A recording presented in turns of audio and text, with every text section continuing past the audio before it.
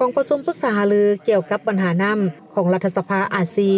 AAWC ครั้งที่9ได้จัดขึ้นในวันที่28กรกฎาคม2026ที่นครหลวงวิจันทร์ให้เกียรติเข้าร่วมเป็นประธานโดยทานวิไลวงศ์บุตรคำรองประธานสภาแห่งชาติลาวมีทานนางฮันจองแอสมาชิกสภาแห่งชาติสาธารณรัฐเกาหลีประธานสภาที่ปรึกษาเกี่ยวกับปัญหาน้ำของรัฐสภาอาซีหรือ AAWC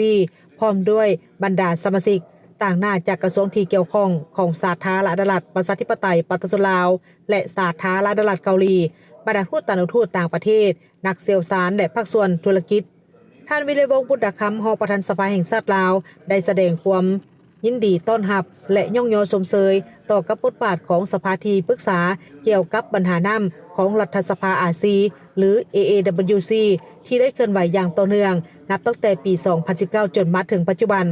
สภาที่ปรึกษาเกี่ยวกับปัญหาน้ำของรัฐสภาอาซีหรือ AAWC มือระหว่างบรรดา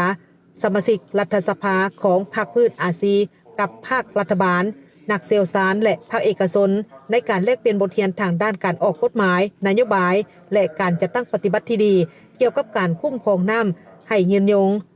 ในปัจจุบันนี้ทั่วโลกโดยเฉพาะแบนภาคพื้นอาซีกำลังเผชิญหน้ากับสิ่งท้าทายจากการเปลี่ยนแปลงดินฟ้าอากาศภัยพิบัติทางธรรมชาติและการขาดแคลนทรัพยากรซึ่งได้ส่งผลกระทบโดยตรงต่อกับการดำรงชีวิตของประชาชน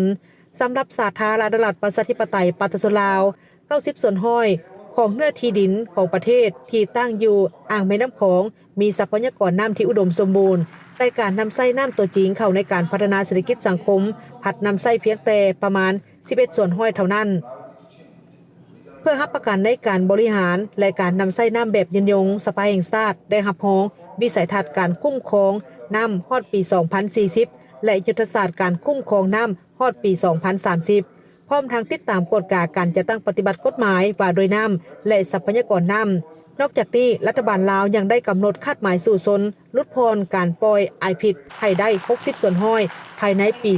2030 และให้เป็น0ส่วนห้อยภายในปี 2050 ท่านรองประธานสภาแห่งชาติลาวเรียกร้องให้บรรดา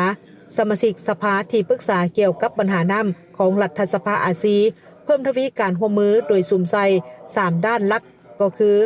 การแลกเปลี่ยนบทเรียนทางด้านนิติบัญญัติการรับมือด้านเทคโนโลยีการบำบัดและการนำน้ำกลับมาใช้ใหม่และการสนับสนุนทุนฮอนเพื่อเร่งรัดการจะตั้งปฏิบัติเป้าหมายการพัฒนาแบบยืนยงที่6 SDG 6มีน้ำสะอาดและสุขอนามัยเพื่อความเจริญรุ่งเรืองความกันของภาคพื้น